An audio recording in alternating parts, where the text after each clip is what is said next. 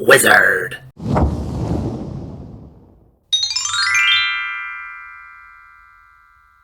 Hi, I'm Everett Abrams, the Wizard of Wood, and today I'm doing a follow-up on sandpaper. I've done a lot of videos with our big sanders, our large sanders, and talking about the different grits and so forth. So today I want to get a little more detail because sometimes we'll do a video and then we read your comments and the comments are asking for actually more of an explanation, and you realize, hey, there's some other stuff to cover there. So this is what I'm going to do here. So we're talking about exterior wood restoration. When we talk about exterior wood restoration, we actually want the wood to be opened up. We don't want to smooth it and make it closed, because we actually, when we seal or stain, we want the product to actually go into the wood, and that's what preserves it, okay? We don't want it to sit on the top and force it to sit on the top, and that's what happens. So the way we do that is we really don't use anything over 100 grit. So the way sandpaper works is the lower the number, the more coarse. The higher the number, the more fine it is. And we'll explain all those in just a second. So anything less than 100. So this one is a 40 grit. And if we look closely here and we compare that to some of the others, we'll see that it is very, very gritty. Okay? And what happens when we use a 40 grit, that's usually to take a coating off, strip it, or we have to do excessive sanding. If we use the 40 grit, we want to come back over with that 100 grit. So on the back of the sandpaper is always the number and the grit as well. So this is a 40. We would use that, but we still have to come back over with 100. Okay? So that 60, 80, 100 you could use for a surface, but you don't want to use the 40.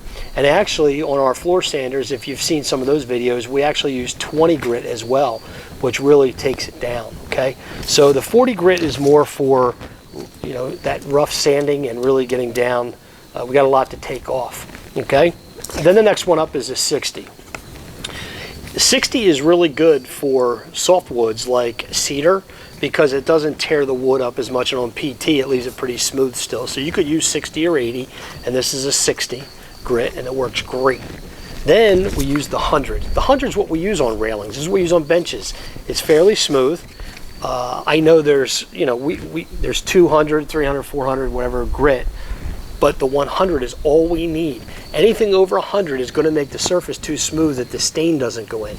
And you might ask, well, Wizard, what do you got? Where are you at? Where are you sitting here? And I want to explain why we're doing the video here is because my daughter actually got married last year, and this is the bar we used. We had an outdoor wedding. This is where we use over 100 grit. This is your furniture inside. This was for the bar. We actually took our wood and we actually used, this is 320. We want it to be smooth. Then we put on the stain, which for us was a golden tone we put on this beautiful hardwood. And then from there, we put on our polyurethane. We put on the first coat. We sanded with the 320 in between coats and put on another coat. And we put a couple coats on here. That is how we do furniture. That is how we do things where we do a two-step process where we put a stain and then a clear coat. With outdoor stains, we're putting one product, it goes on, it's a stain and sealer all in one, so whatever it is, it is. So that's why we don't do it this way. It shouldn't look like this, okay? A lot of people and customers alike will ask us, you know, do you two-coat it? Do you do a clear coat over top? They have this in mind with furniture and that type of stain and sealer. Stains and sealers outside are different, and that's why we don't want to go over the 100 grit, because then we're going to make this too smooth, and then nothing can get in. It can't get in and protect the wood. So if you want to protect your wood, follow the Wizard of Wood. Use no more than 100 grit, and you'll be perfect when you go to stain or seal your wood surfaces.